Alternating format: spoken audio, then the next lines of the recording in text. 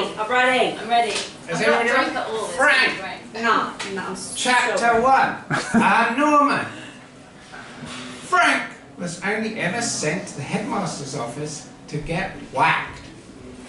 He jiggled and waited and jiggled, till he was called.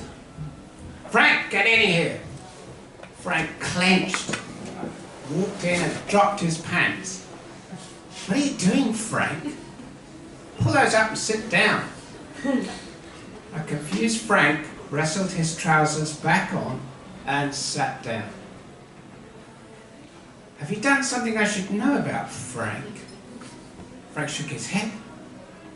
Okay. Well, I have some news, Frank. They were shipping him off to China, was Frank's first thought. A lot of youth were being sent out there as gifted labour in honour of lasting friendship and erroneous brotherly debt obligations. Skinny Bill had gone, Little Donna, his best friend Tiny Ted, and Big Jack, who wasn't missed. Big Jack liked to practice his death grip on Frank, and Jack had been getting good at it. Nobody ever came back from China. He tried not to cry. Remember the Norman lottery, Frank? Frank shrugged. That name, Norman, stirred a memory, but nothing bubbled up. Well, you've won. You're getting a Norman. Stirred a memory. Oh, sorry. How about that, Frank? Isn't that amazing? A Norman?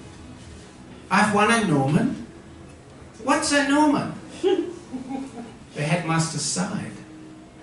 Frank, you've got to do better. This is your life. You want to end up like the rest of the youth around here? Or go to China? Frank shook his head so hard it made him dizzy. Around here, youth did nothing. Some did less. They found Tiny Tim's brother in a laundrette dryer, going around and round with someone else's Y fronts of socks. Still, it was better than China. Go and see Mr. Trump. He'll explain everything, Frank.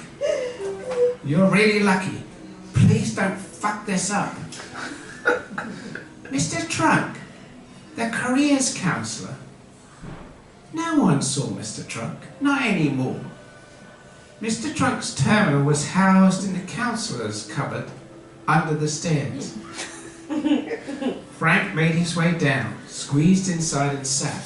The screen started to glow. There were a lot of options. He touched an icon that looked like a trunk. A smiley rabbit appeared. Tell me, little boy, what sort of STD do you have? VD! What? No need to be embarrassed. I'm going to show you some pictures. Just touch the image of the grossly deformed penis, which most resembles the condition of your own member. I'm here to see Mr. Trunk. About a Norman? The screen flickered. The rabbit disappeared. Mr. Trunk, the elephant, took its place. A Norman, you say? It's Frank, right? Yes, sir. Would you like some careers advice while I'm searching? Yes, sir. Thank you, sir. I like robots, sir. It was true. Frank liked making bots and repairing bots for the other kids. I was joking. Seriously, there's no jobs for the 99.5%. That's you, Frank. Oh. Unless you want to go to China. No, sir. hang on. My God, Frank, you've won a place on the Norman pilot. I have? Listen carefully, boy. This is important. The Norman pilot is a new idea for fixing youth unemployment. Universal basic income is all well and good, but there's a lot of idle hands and it's expensive.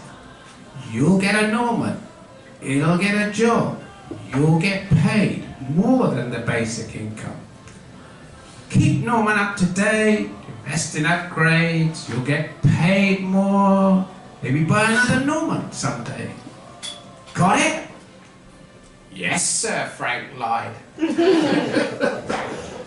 Another thing, your schooling here is done. You're a worker now, Frank. Go and do some work. So Frank went home, and the next day his Norman was delivered. It came in a big box in bits. Everyone else was out. Frank assembled the bot in the kitchen. It took hours. Frank was having fun. Finally, Norman was ready. It looked like a dustbin with stretchy legs and wobbly arms. Frank switched it on. Norman, slaving with Frank, it said. Hello, Norman. Looking for jobs? Jobs located? Minimum bot wage? Cleaning? Gardening? Refuse collection? Window cleaner? Sex worker?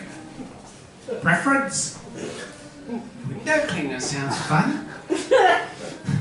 Job acquired. Norman waddled out the front door just as Frank's mum and dad and granddad arrived home. What the hell's that? His dad asked. It's the Norman I told you about. Norman's going to work.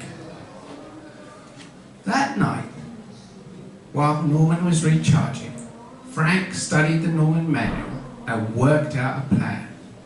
In 3 months, he'd have enough for a hand upgrade kit. Then Norman could get better paying manual jobs.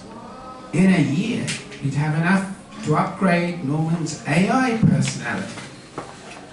So we'd look for jobs in the service sector. In 5 years, he'd have 2 Normans. In 10 years, 20 Normans. Frank was going to be someone. The headmaster would be proud. His family would be proud.